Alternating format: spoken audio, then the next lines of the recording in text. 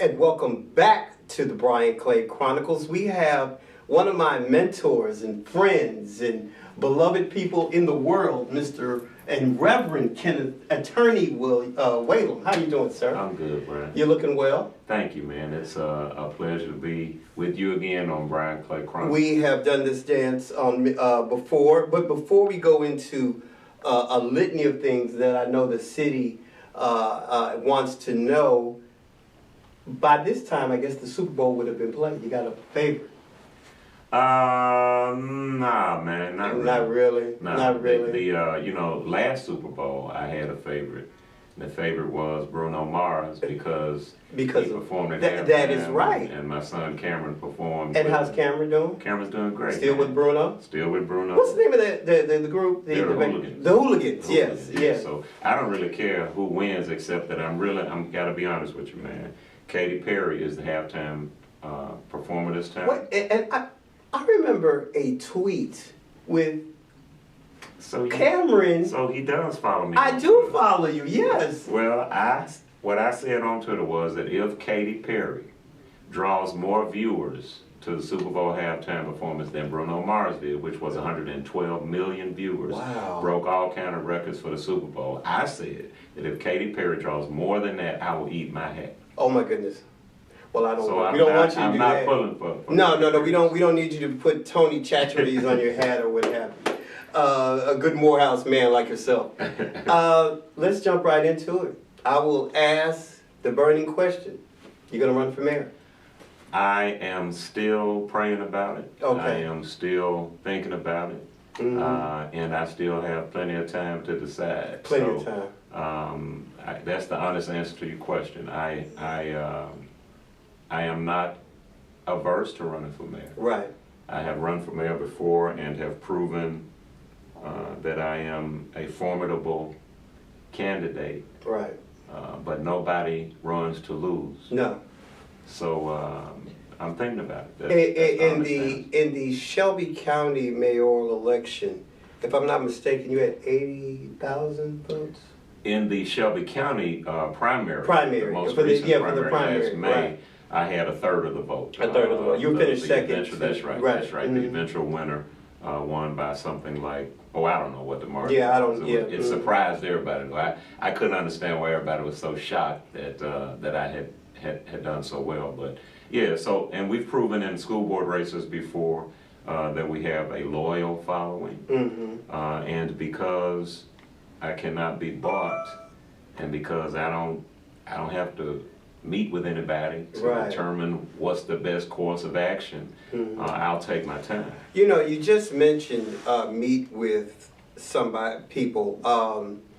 As many of you all know, I do a lot of Facebook posting or what have you, and a kind of a firestorm started last week when I posted just pretty much a basic comment. It wasn't meant to be what have you, but an attack on any one person. However, it was one of the more fascinating things that just kind of started.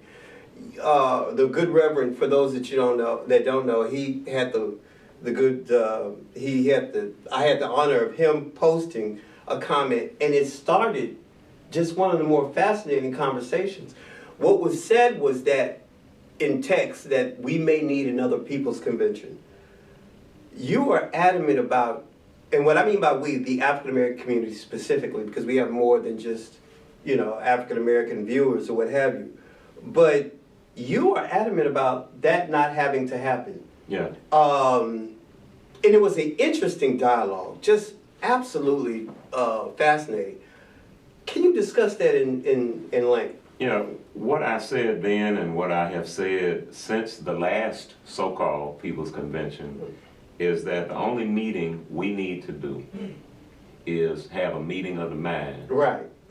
And go to the polls and vote for the candidate who has demonstrated in any race, in every race, a public record of activity, a public record of work for the masses of people. Okay.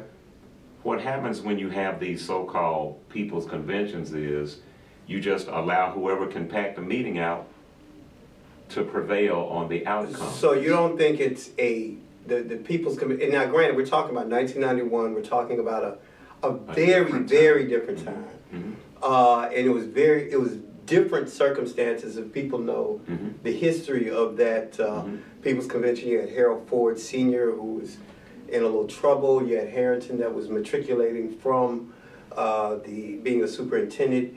It was just different. It was just a different time. Is it that some may assert that, well, if we have a People's Convention, maybe Reverend Whalum won't be the consensus candidate? What is your comment on that? Well, of course, that would be the point of view of people who wouldn't want a Reverend Whalum to be the so-called consensus candidate. People are busy. People are working. People got other things to do. Right. And the people who would be at the meeting would have their own agenda. Why would we put another layer, another filter of politics on top of what is already a very clear option? Either you care enough to vote or you don't care enough to vote.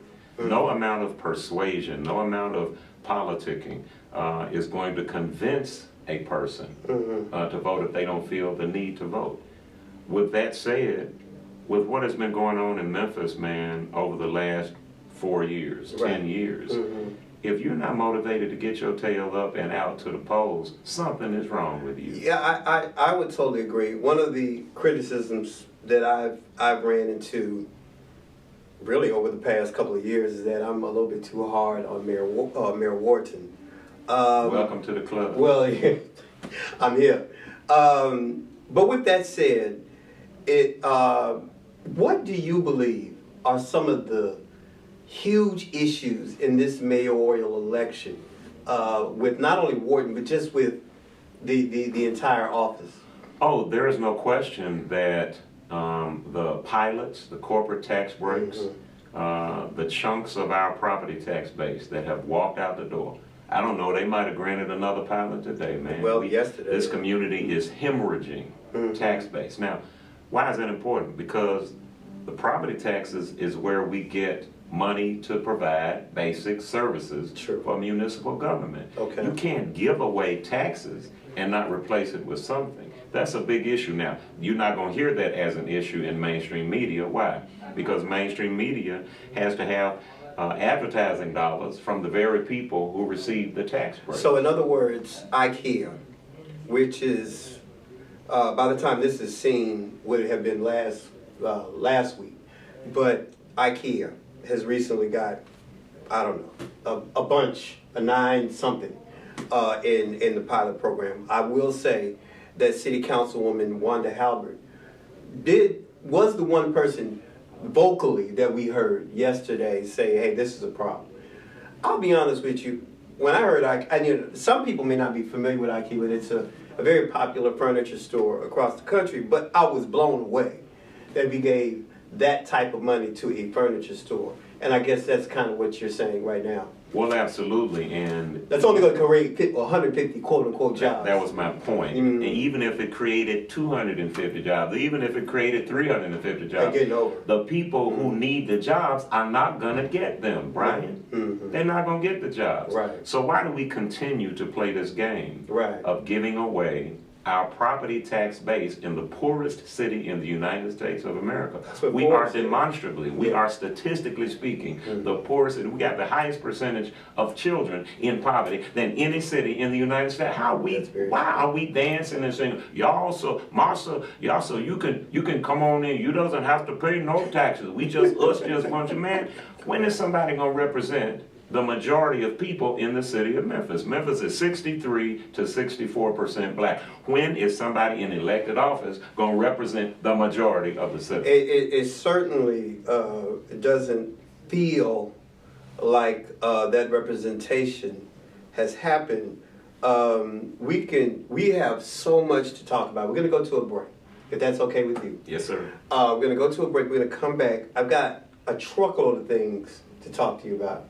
You know, you're my brother, so we can just kind of go all day, right? Let's do it. We have Reverend Kenneth Whalum Jr. Fascinating interview. I hope you're watching this.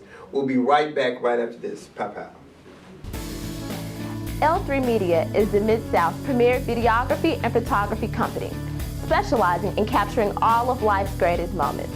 Whenever you need talented and professional service for your events or business, L3 Media is the company for you. You can contact us at all of our social media sites. You can like us on Facebook, check out our website, follow us on Twitter, or always feel free to email us. We are L3 Media. Give us a call today.